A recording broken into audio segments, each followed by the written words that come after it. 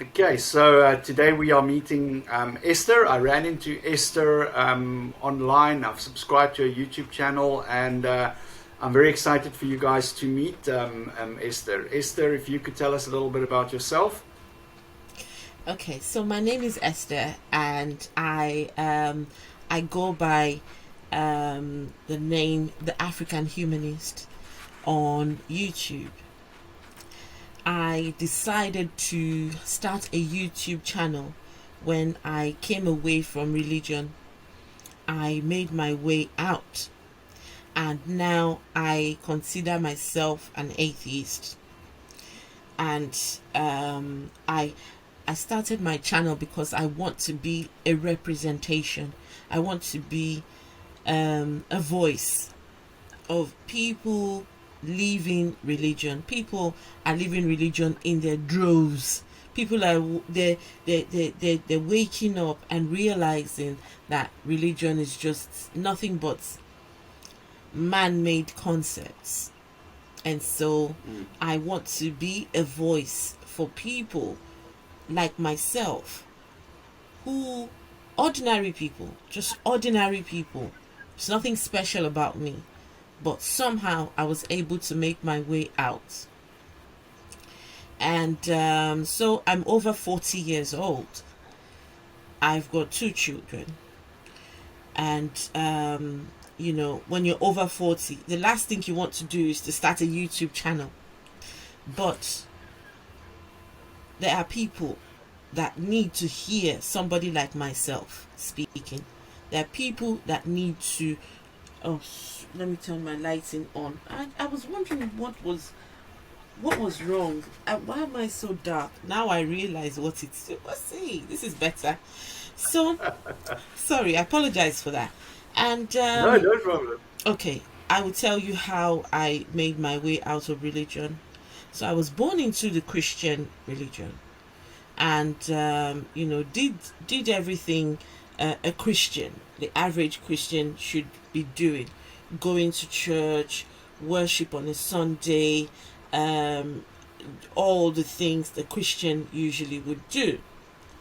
And so I was born in Nigeria. So I'm half Nigerian and half Malawian. Mhm. So my formative years, I was in Nigeria. And then nearly 20 years ago, I made my way to the United Kingdom, and that's where I live now. Now, Right. when I moved to the UK, we were told that the version what they have of church, that they're too relaxed in their religion. They're too liberal with their Mm. religion, and they even went as far as to say that the kind of religion, the kind of Christianity they've got here leans more towards devil worship. They have Mm. allowed the devil to come in to their version of church.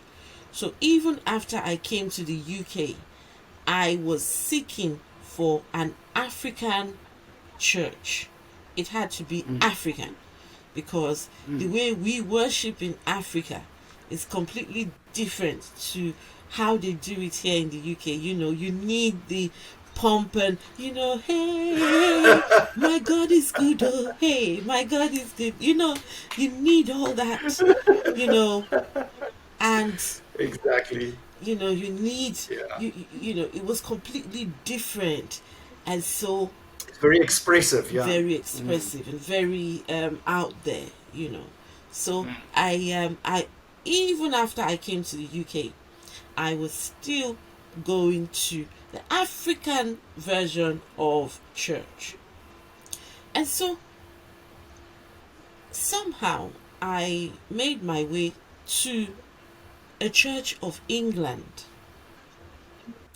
A Church of England is predominantly Caucasian people.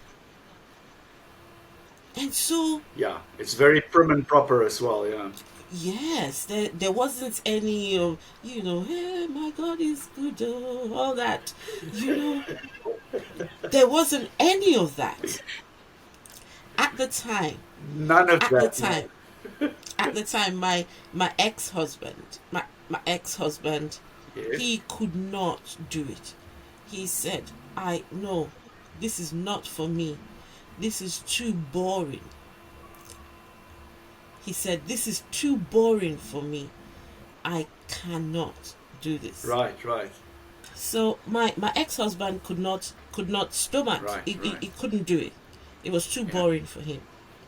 But I liked it. I liked it because it was proper. Mm. It was a proper way of doing things. The preacher would never come to you Yeah. and tell you Or God tell you, gave fire, you a message fire. to give you. It could land them. It could land them in some serious trouble. So, and Yeah. let me tell you the good part. The good part was Yeah. the collection plate. Mm. It was just a small little purse like this, small purse like this, passed around in church. There was never a day while I was there that they preached Yeah. about collection of tithes. They never Yeah. preached that. I liked it, and I carried on Right. going, but he didn't like it and he couldn't do it. So I carried on and I enjoyed. So this is the Church of England, completely Exactly. different from how we worship in Africa. And so now I was getting on okay. I did a 1 year course called just getting to know more about doctrines and the Christian religion and all that stuff. I did the second year Right. of Pathways to Ministry, So you are on your way to becoming and a minister. my path was set. I Oh my goodness. You a were priest, serious yes, about this. absolutely. I've always been serious about my religion, about being a Christian, Right, right. about being a lover of God and a lover of Jesus. It was always a huge part of my life. But then the questions started to arise. It looks like the more I studied, the more when I went to these Pathways to Ministry, things started to open up to me. I started to realize, okay, I learned about the canonization of the books, learned about how some of these books were, were put together, the origins of the religion. And now, what was interesting to me was, how come I didn't know these things since? How come these things were never taught to us?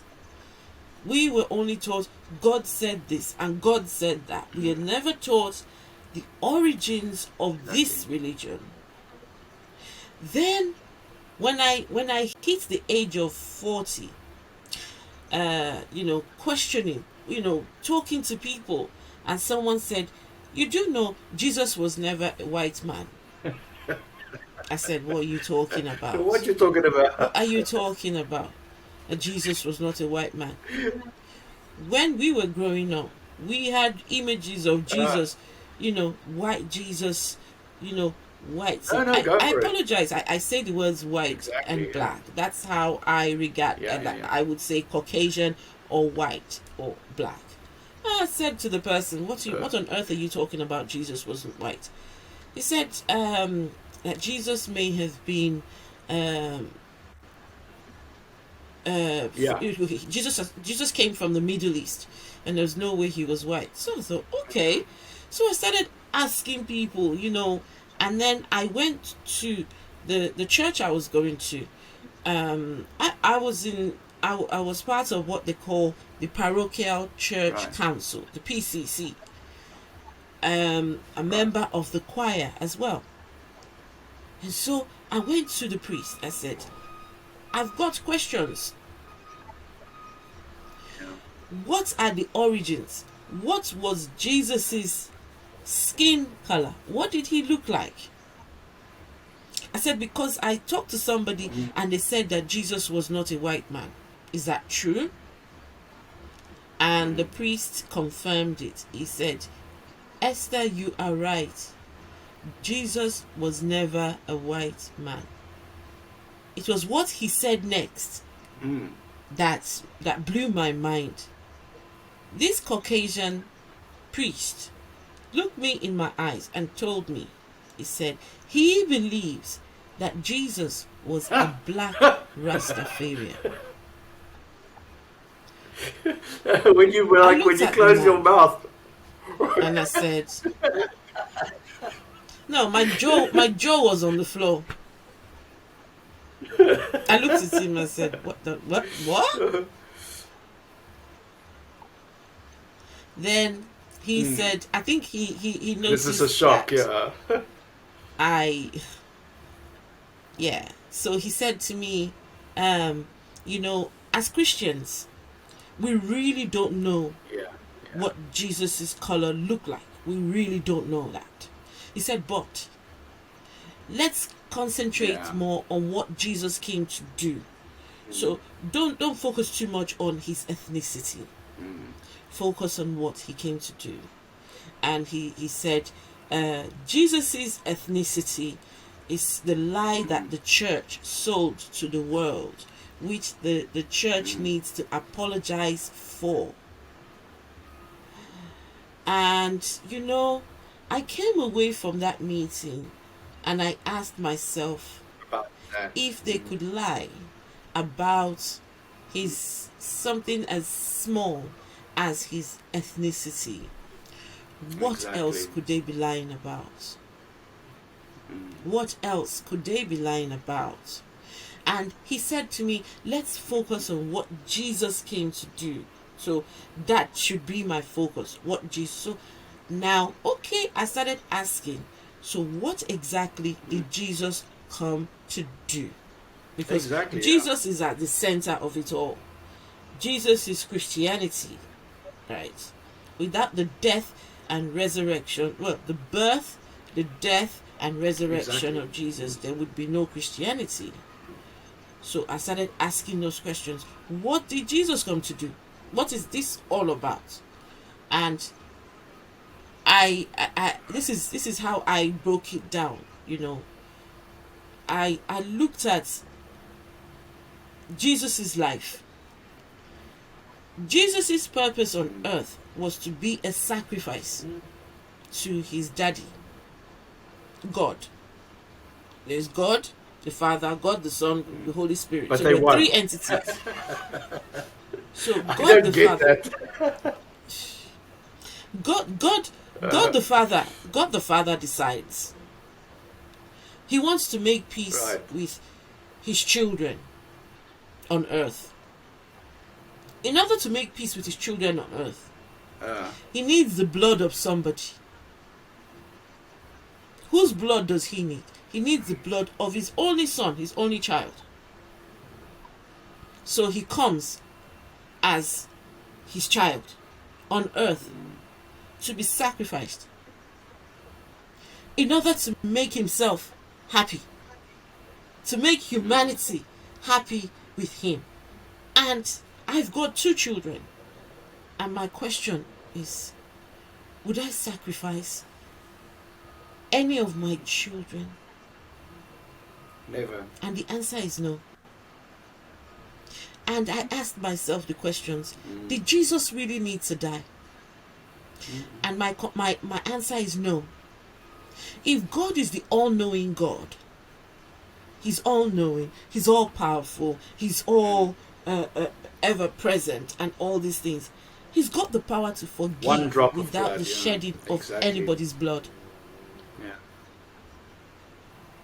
But this particular God decides he needs the blood, not just the blood of anybody, but the blood of his own child. Dean, I ask you a question. I'm going to ask you a question. If you saw a father today who kills his own child because he wants to be happy with his second child, what would that man be called today? Yeah. That person would be called a murderer. And so I was told to go and concentrate on what Jesus came to do. When Jesus was a sacrifice. Yeah. And it started to fall apart. It started to fall apart because part of the doctrines of the church is every 2 weeks we Right. have what you call Holy Communion. And Holy Communion means I go and drink part of Jesus's blood and eat part of Jesus's flesh. Yes, it's not. Yes, it's not the real thing. Yeah. Of course, it's not the real.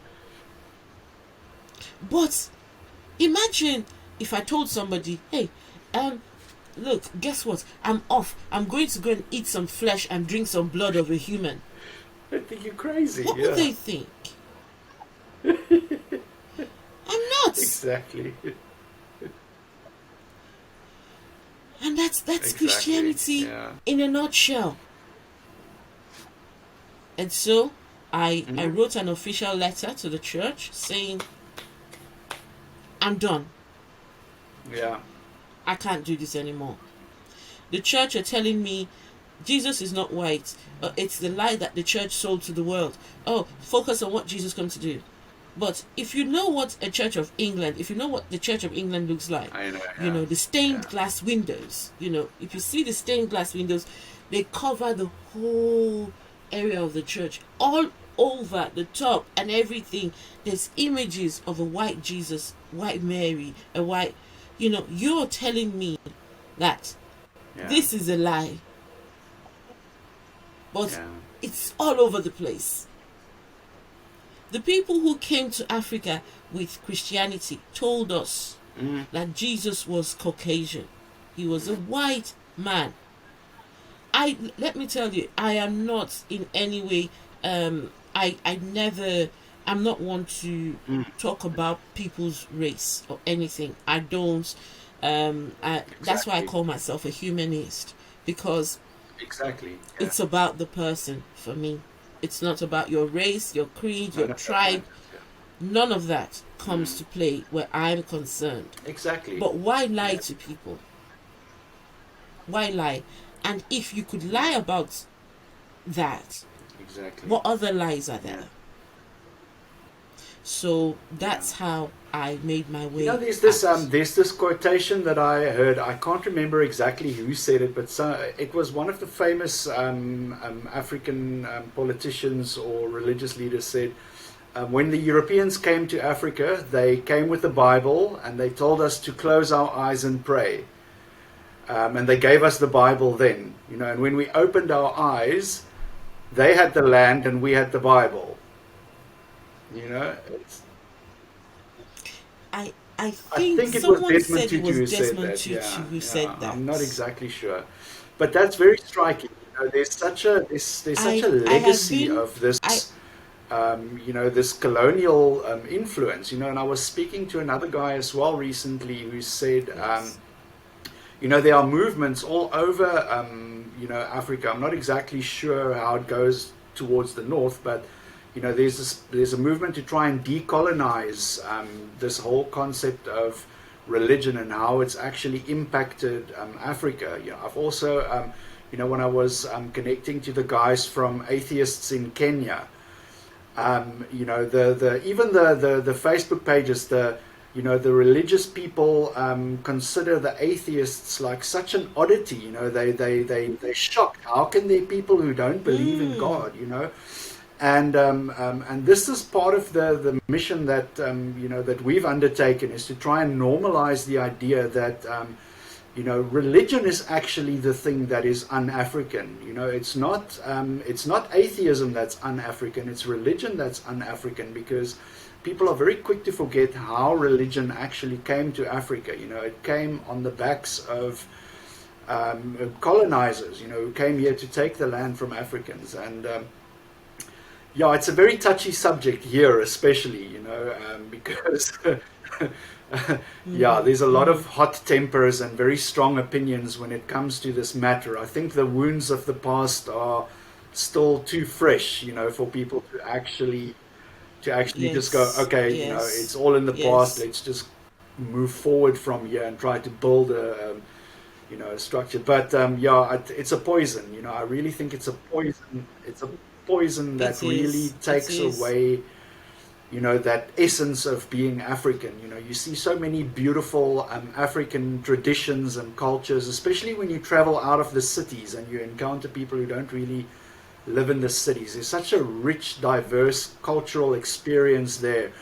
And what religion does here in our country, especially, is it sterilizes that out of people. It forces them into this Christian mold of how they're supposed to be and behave. And yeah, I mean, I find it it's a very stark contrast, between, how can I say, between the traditional values, because the traditional values that we have here are community based. People tend to find their worth and their essence in the expression of their community. We have a principle here called Ubuntu. It literally it translates to I am because we are. Like it's a big, yeah, yeah. Ubuntu. It's I've a it's I've it's heard of that in my yeah. local humanist group. Mm. They've got that word as part of the Yeah, um yeah, yeah, yeah, Ubuntu. yeah. I've heard that. And that, I think that spirit is what And what we need to get. And I'm very keen on the humanist aspect of what you were speaking about earlier, because um, you know atheism does not necessarily go with humanism. It's two separate things. But you'll generally find that all atheists are by heart humanists. You find very the humanist. principles are more or less the same. So I'm very interested to hear more about that. So when I came away from religion, Yeah, you have phases. You have phases where you come away from religion. You start asking yourself, so what am exactly. I now without a religion? Am I agnostic? Am I atheist? Am I because I did not know the concept of what being an atheist was. I didn't know. It was not something that I was Yeah, used to. It was not something what was you were either exactly. Christian or you were a Muslim. There was no in betweens. And so, okay, now I had to go through the phase of, labels. So what do I call myself now? And it took me a while to admit to myself that now Yeah, I am an atheist. It took me a while. And um so but then I am a humanist, but I am definitely an atheist. And I am actually thinking of hmm a name change. I am thinking of changing my name to the African yeah, atheist. Afro atheist. Something along those lines, because how I identify now, I don't believe in any mm, concept of a God. I'm not saying if there was evidence for a God that I would not believe. But as for yeah, now, there's no evidence of any gods that I exactly. believe in. And so, but then coming out and Yeah, saying I'm an atheist, there has to be some good out of this. There has to be something that I'm doing with myself. And that's why I call myself a humanist. Uh, uh, and it it's still I'm right, still a work in right. progress with leaving religion and Yeah, trying to.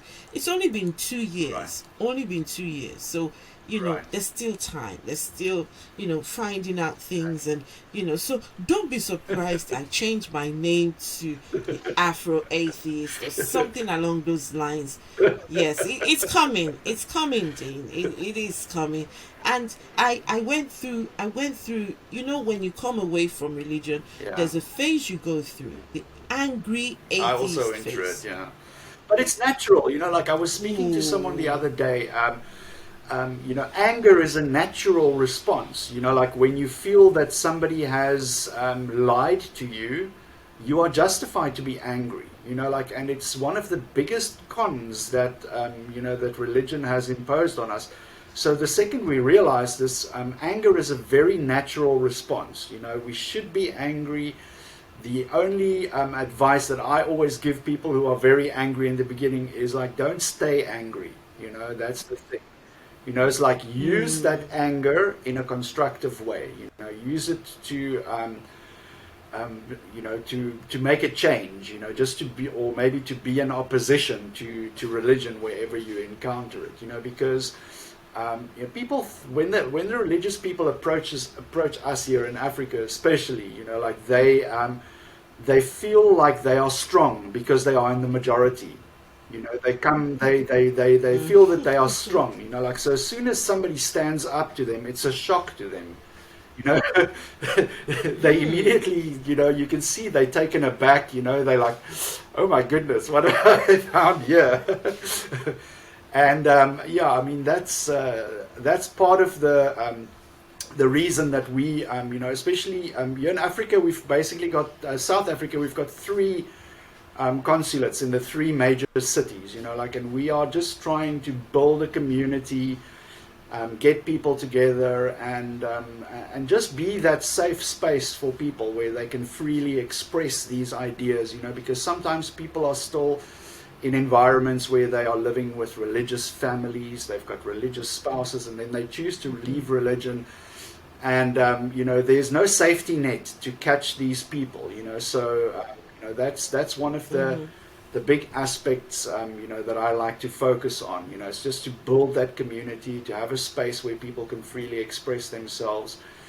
And it's very encouraging. Like when I in our local group, we were having a conversation, and somebody said, why are there so few African and women atheists? It seems like it's just this community of old white men sitting in the library and having these intellectual conversations about philosophy and everything. And I said, there has got to be African and female atheists. So I made it my mission now to hunt them down, find them, and talk to them, and introduce them to our people as well, and to the world as well. So and just in what you were saying, it was my angry phase of atheism that made me start my YouTube channel. So I've channeled that anger into doing something and exposing the ills of the religion. People say, oh, religion is good, religion can be a good thing, it can, but then it's also the tool that is used for evil, that is used for division. And just people can use the belief in God to do all manner of things. I was in a conversation with some people recently, and a question was asked: if your God asked you to kill your child, would you do it? So my answer to the question was, first, you start by proving that God exists. And then secondly, prove that God spoke before I can even, I said, and thirdly, nothing, I repeat, nothing, even if that God was proven to exist, even if that God was proven to have spoken, nothing will make me touch the life of my child. And in that same conversation, somebody said, as long as God said it, they will do it. So when you hear somebody say something like that, then you realize the toxicity in religion, the toxic nature that somebody will touch their own child. But then the thing I go back to is the Bible supports all this. the religious books they've got, so not just the Bible, the Quran. The Quran teaches you to kill people who don't believe. The Bible tells you anyone who doesn't believe, you don't even have any association with them at all. Now, I don't have all the answers, but from the little that I am doing, I am living my life without a religion, and I find happiness. Exactly. I have saved money since I became non-religious. I don't have to pay 10%. I don't have to go give my money and listen to some crap stories on a Sunday. On a Sunday morning, I spend my time. I spend my time doing what I want to do. I'm not in, do you know, Dean, that when I was in the African church, do you know, on a Sunday sometimes we could spend up to 6 hours in church on a Sunday. Doing what? 6 hours. We start first of all by doing workers' meeting. After workers' meeting, then we start with Bible study. After Bible study, we start with praise and worship. After praise and worship, then there are testimonies. After testimonies, then there's offering. After offering, then the preacher gets on to speak his word. And after the preacher is done speaking, then there's blessing, and that's when they now come and start laying on of hands. And that can go on and on. When they lay hands and people start to fall. And, all these things take hours. And before you know it, the whole day's gone. Yeah. the time is gone. Now, this is the good thing I'll tell you about all of this. In my opinion, religion should not be taught to children. In my opinion. I agree, 100%. Because children don't know right from wrong. They don't know. They haven't got the concept to think logically and to reason and all these things. And so when you introduce to a child a concept of hell, they haven't got any clue. They just think, oh gosh, I'm going to go to this place and I'm going to die and I'm going to burn, everlasting fire and all these things. They don't know. Exactly. They don't know how to handle such concepts. They just go along. And so when they get older, they never question. They just, okay, this is what we were taught. This is what we think we should be doing. And yeah, let's just carry on. And like you were saying, the majority of people are religious anyway. So it's just go along, get along, Let's just do it because everybody else is doing it. Nobody challenges anything. And so, but the good part of this whole thing, I've got an 18-year-old son. When we used to go to church, he just never bought into it. He never could understand. It was frustrating for me. I was a Christian mother, taking my 2 children to church. And you see my son just throughout, he is, just with a big frown on his face, doesn't want to be in church. He even started on a Sunday doing football so that he doesn't have to come with us to church. He used to train on a Sunday. And then we would stop him from going to football because we needed him to come to church. But as he grew older, we had to just, let him carry on going to his football. And, that was it. So when I came out as an atheist and I told my children I am now an atheist, my son said, Mom, he said, I hope now you can understand why I never bought into the madness. He said he will come to church, and when he hears the stories in the Bible being read out to us, he'll be thinking, how can adults believe this stuff? Exactly. How can he just would wonder, how can this be? He was young, but how can these people believe this stuff? This thing makes no sense. Exactly. And so, if for anything, if for anything at all, even if I never change anybody's mind, even if I never impact anybody, but one thing I'm happy is that cycle stops with me. My children don't have to pick up the religious nonsense. Yeah, I get very angry when I see children in church, and they're brainwashing these children from a very young age.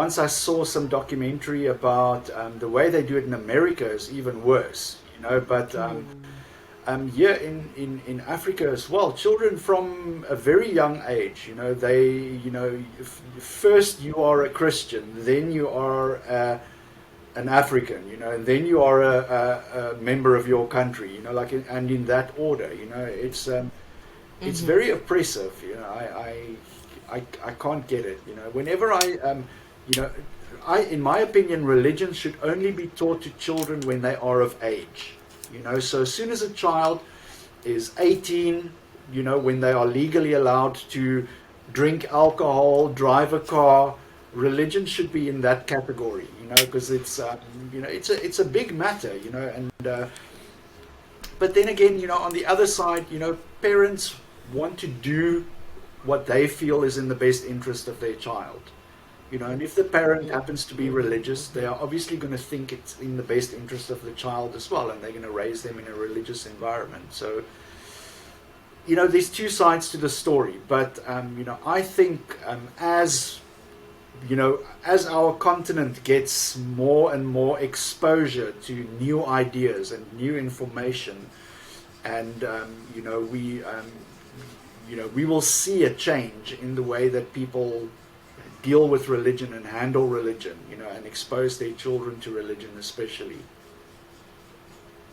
That's my hope. Absolutely. And this whole idea of without religion you cannot be a good person. Nonsense. Yeah. I've heard people ask me, how can you be a good person without religion? And I say to them, I have met people who were never born into a religion, live their life without a religion, and these people are the nicest people that there are. So they don't need a religion to be good people. They don't need any book or any person telling them how to be good. Some of these things they're innate. Natural. Yes. They're right there within us. I don't walk about thinking I want to go and murder the person, Exactly. I know it's a bad thing. I don't need anybody to tell me, thou shalt not steal. I've lost things. People have stolen from me. And I know how it feels to lose something. When I lose it, I feel really, it saddens me. And, I'm not a happy person. And can you imagine me now inflicting that on somebody else? So some of these things we don't need no commandments. What kind of commandments that teach you, thou shalt love me and me only, your God. Thou shalt love your God over and beyond everything else. You must not, we need to start getting to the point where questioning these things. Because we were taught these things as children, we owe it to the next generation. At least this is what I say. If you must give your children religion, you owe it to them to know what you're talking about. You owe it to them to understand what that religion is all about, the origins, and everything there is to know before passing it on to your children. Because a lot of people have no clue at all. They don't know the origins of their religion. They don't know the context. Exactly. Yeah. Most of these books of the Bible are just, some of them are poems. Some of them are a revelation. Some of them are letters to people. So you need to make it a point to understand what you are like. Look at Muslims who go and learn Arabic just for the purpose of learning the book, Exactly. and then that's it. They don't know no different. They just read what's in the book. They don't even understand what they're reading, and then they're passing these things on to young kids. It stops with me. Good. Yeah. No, I'm this does my heart so good to hear that. No, that's good. That's great. Yeah. No, I'm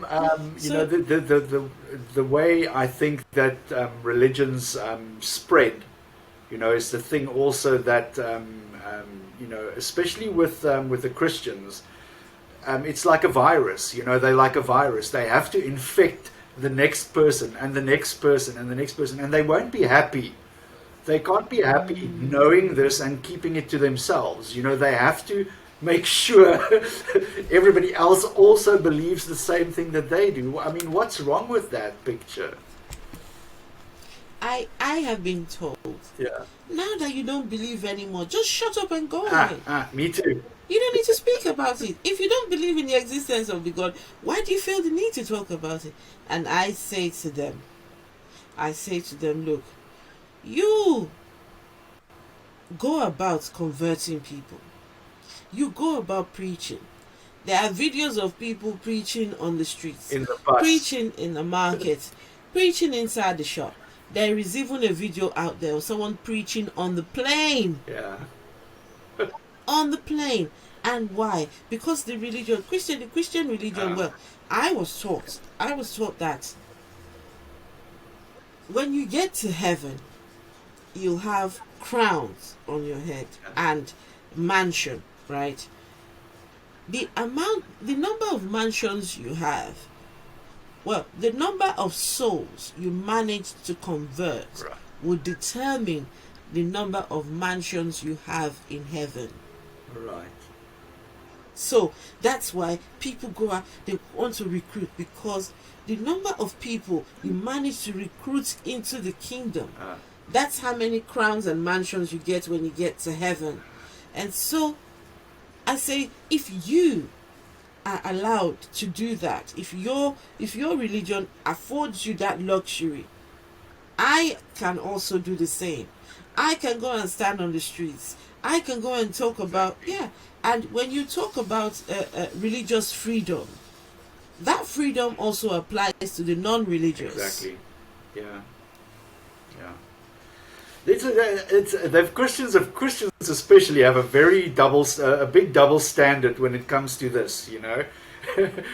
They want you to keep quiet, don't run your mouth about your atheism, and then they turn around the corner and they'll be like preaching, blah, blah, blah. It's crazy.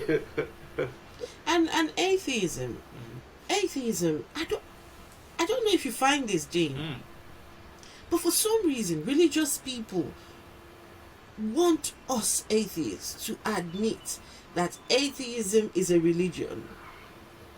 For some reason, they want to tell us, you have a religious belief. Oh, you're an atheism. Oh, this your atheism. You people believe this. I'm like, no, we believe nothing. Atheism means a rejection of your belief. That's simply it. It's not picking up sets of beliefs. It's just a rejection of your belief. And they want to turn around and say, no, you've got an atheism religion. There's nothing like that. There's nothing of that sort. But you know where it comes from? It's especially it comes from a tribal. We have evolved to be in tribes. Like we have found as humans that we survive longer when we are part of a tribe. When there are people who believe the same things, do the same things, hunt the same way, live in the same place. So as soon as there is somebody that is outside of that tribe, it's a threat to the tribe itself, So the easiest way for people to say to yourself, okay, we're going to be okay, is like we've got to define them as a specific enemy. So there's us and them. So they have to put atheists in the camp of them, but they don't bother to understand exactly what atheism is, So I love it when people say to me, yeah, atheism is just another religion. So I always say to them, so you realize that religion is bullshit then, don't you? If you call atheism a religion, you realize that religion is bullshit. Have you noticed that the one time that all religions band together is when they go against atheists? Exactly. That's the one time that all of them join hands and say, "You atheists, you this, Muslims and Christians are side by side when they fight atheists." But then I turn around and say, "But this is you. I hope you guys realize that you people believe that each other is wrong. You believe this one's wrong, and you believe that one's wrong. But for some reason, the one time you people band together is when you're going at atheists. It's They're scared, Esther. I think at the end of the day, they're scared, because they recognize that there is a threat. There is a threat to the very existence of that religion, And the thing is, I had a look. I saw statistics. When was it? I think it was last weekend. There was statistics released in America. It's now more than 50% of all the Americans don't identify as being religious anymore. So there's a tide. Can I tell you something? So in May, the UK had the national census. Right. So in my local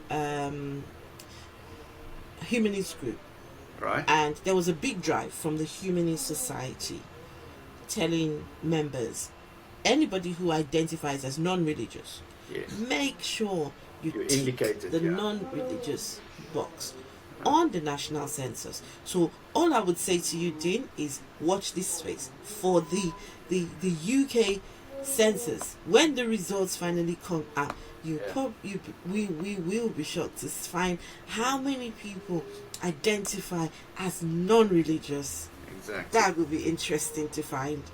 Yeah. No, there's a wave. It's a wave that's washing over. And it's starting from the north, but I'm hoping it gets to Africa very soon. Yeah. So you said that you were religious as well? Yes. I mean, I grew up in a very typical South African Christian household, and oh, wow. I was a believer, I'd say, up until about 15 years ago. I started also, like you, noticing, look, there's a lot of problems in in this religion, and it's very difficult to reconcile them. And of course, you go to all the people in authority and they give you these apologetics, yes, but it's not like this, and they massage the truth until it becomes relaxed, relaxed enough for you to deal with it. And the turning point for me was when I became so disillusioned with it, that I started investigating what other kind of religions there are out there, because I was saying to myself, there has to be something better than this, because it's not. There's so many things wrong with it, like the way that it treats women, the way that it treats, people in general. It just makes them. It enslaves us and it takes the power away from us. So we don't empower ourselves. We look to power from outside of ourselves. To build ourselves up. And I started looking into other religions, and then as soon as I realized how many other religions there actually were, a light bulb went on, and I said to myself, wait a minute, what if all of this shit is wrong?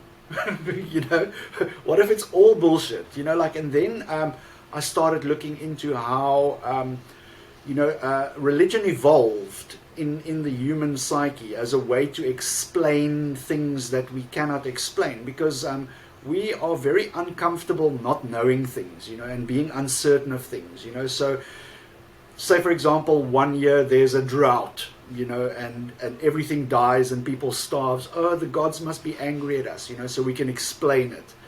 And that's the way how religion, I think, evolved into our culture. And then as culture and societies developed and progressed, so also the stories about the religion and the gods also became more more sophisticated. And I think we ended up with Christianity and Islam and Hindu and all those big religions because of that. And there's similarities in them. They all follow the same pattern of people trying to explain their own existence, their own reason for being.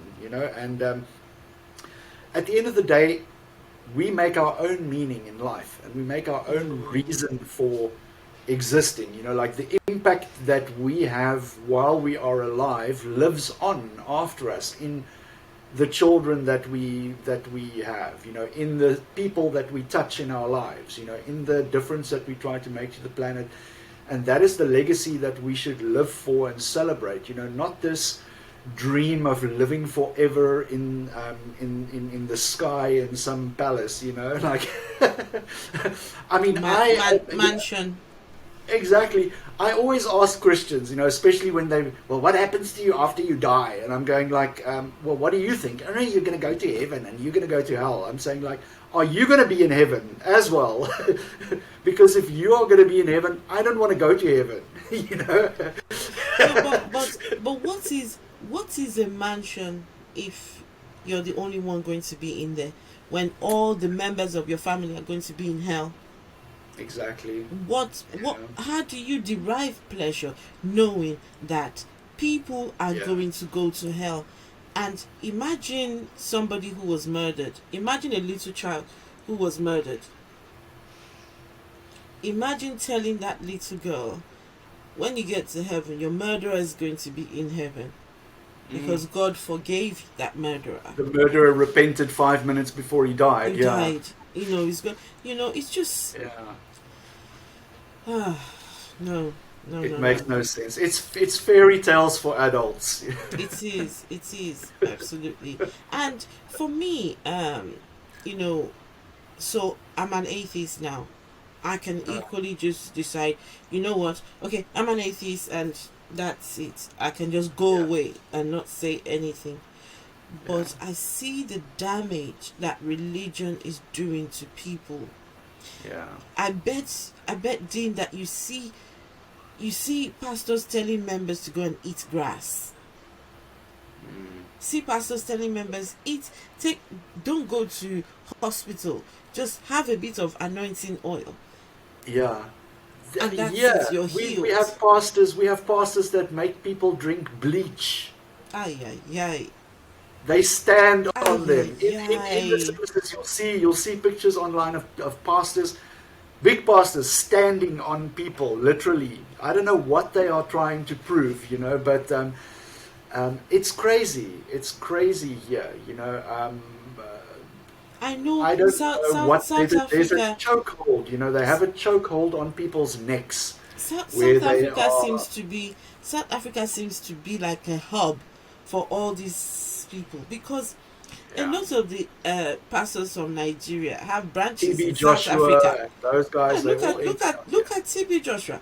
My auntie traveled from Malawi to Nigeria just for some morning water, so she can be healed from the ailment what she had.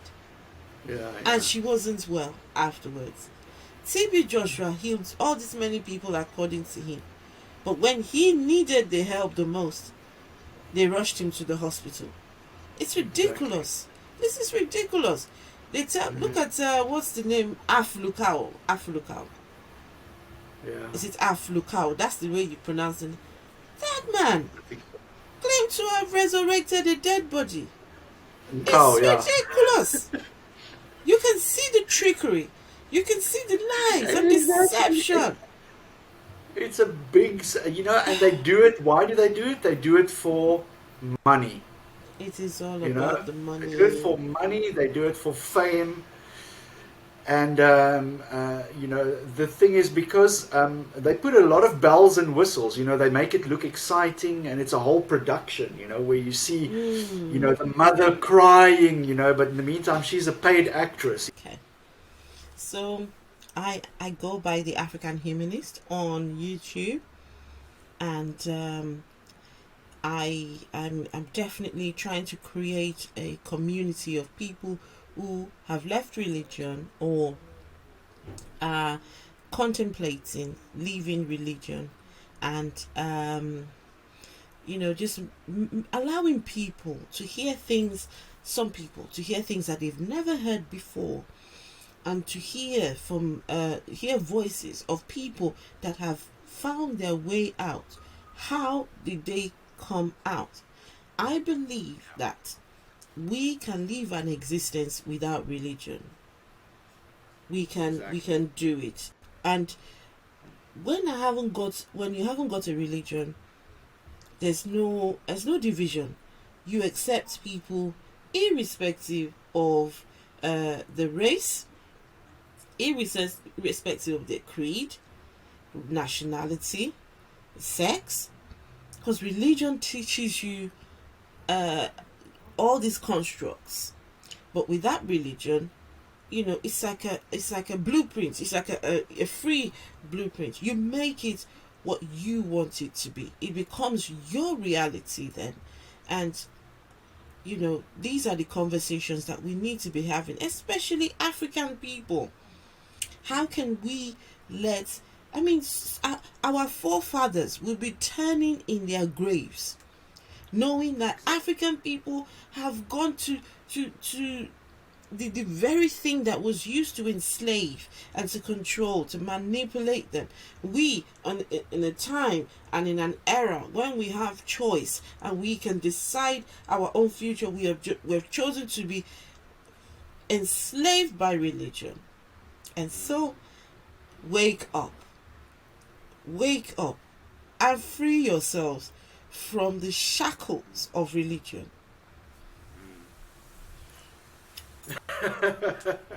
I agree 100%.